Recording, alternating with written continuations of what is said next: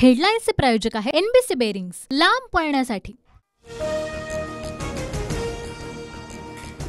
निराशेतून किंवा भावनेच्या भरात सरकारमधून मोकळं करा असं बोललो नव्हतो।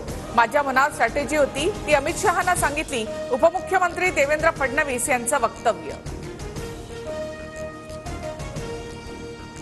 ठाकरेंनी केवळ एका विशिष्ट समाजाच्या आधारावर आघाडी घेतली। लोकांनी ठाकरेंना कोकण आणि ठाण्यामधून हद्दपार केलं। देवेंद्र फडणवीसांचा ठाकरेंवर निशाणा।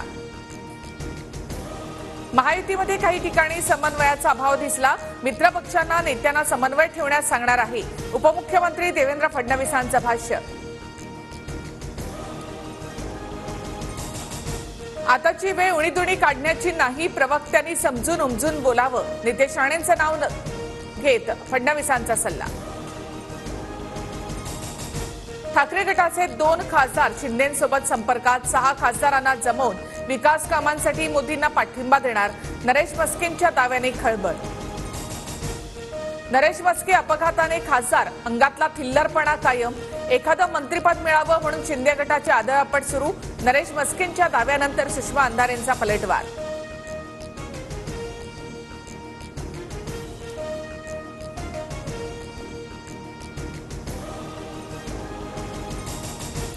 मोदी सरकारच्या मंत्रिमंडळामध्ये 18 खासदार मंत्रिपदाची शपथ घेणार। भाजपकडून रक्षा खडसे, नारायण राणे, नितीन गडकरी, पियुष गोयल यांची नावं चर्चेत, सूत्रांची माहिती। अजित पवार गटाकडून केंद्रीय मंत्रिपदासाठी प्रफुल्ल पटेल यांच्या नावावर शिक्कामोर्तब। प्रफुल्ल पटेल उद्या मोदींसोबत शपथ घेणार। शिंदे गटाचा एक मंत्री उद्या मोदींसोबत शपथ घेईल। मंत्रिपद कुणाला द्यायचं याचा निर्णय मेरिटनुसार होणार। मुख्यमंत्री शिंदेंची माहिती। तर श्रीकांत शिंदेंना मंत्रिपद देण्यासाठी शिंदे गटाचे खासदार आग्रही। शिवसेनेमध्ये मंत्रिपद कोणाला मिळणार याचा अंतिम निर्णय मुख्यमंत्री घेतील। खासदार श्रीकांत शिंदे यांची प्रतिक्रिया। उद्या संध्याकाळी 7:15 वाजता नरेंद्र मोदींचा शपथविधी। भाजप नेत्यांच्या शक्ती प्रदर्शनात मोदी तिसऱ्यांदा पंतप्रधान पदाची शपथ घेणार। शपथविधी सोहळ्याच्या पार्श्वभूमीवर राजधानी दिल्लीमध्ये कलम 144 लागू। नरेंद्र मोदी ढोंगी संविधानाबाबत लोकांनी झिडकारल्यानंतर संविधानाची प्रत मस्तकी लावली। संजय राऊतांची टीका। राहुल गांधींचा वायनाडमधल्या खासदारकीचा राजीनामा। काँग्रेस कार्यकर्त्याला वायनाडमधून संधी देणार। राहुल गांधी रायबरेलीमधून खासदार राहणार।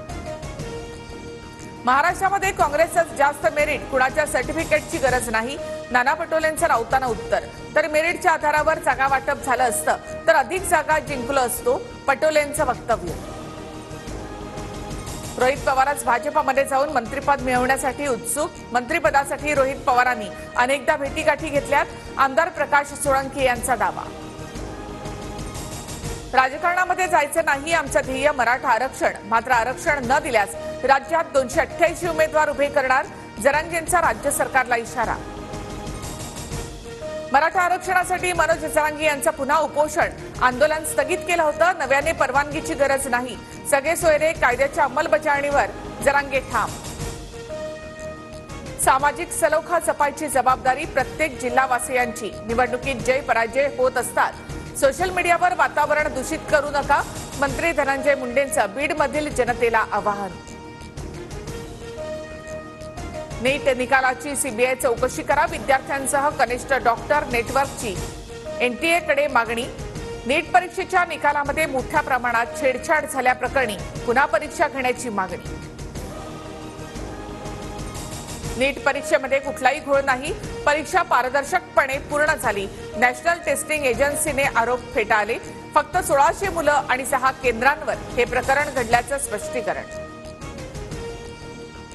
महाबळेश्वरमधील सुरेंद्र अग्रवालच्या अनधिकृत एमपीजी क्लबवर बुलडोझर। सीएम शिंदेंच्या आदेशानंतर सातारा जिल्हाधिकाऱ्यांची कारवाई। अमरावतीच्या मेळघाटमध्ये पाणी टंचाईच्या झळा कायम। 13 गावांमध्ये 17 टँकरना पाणी पुरवठा। तलावाशेजारी झरे खोदून पाणी काढण्याची ग्रामस्थांवर वेळ। राज्यात पुढील 5 दिवस पावसाचा जोर वाढणार। रत्नागिरी, सिंधुदुर्ग, सातारा, संभाजीनगर, बीड, जालना आणि धाराशिवमध्ये पुढील 48 तासात पावसाचा अलर्ट। हवामान खात्याकडून मुंबईला अतिवृष्टीचा इशारा।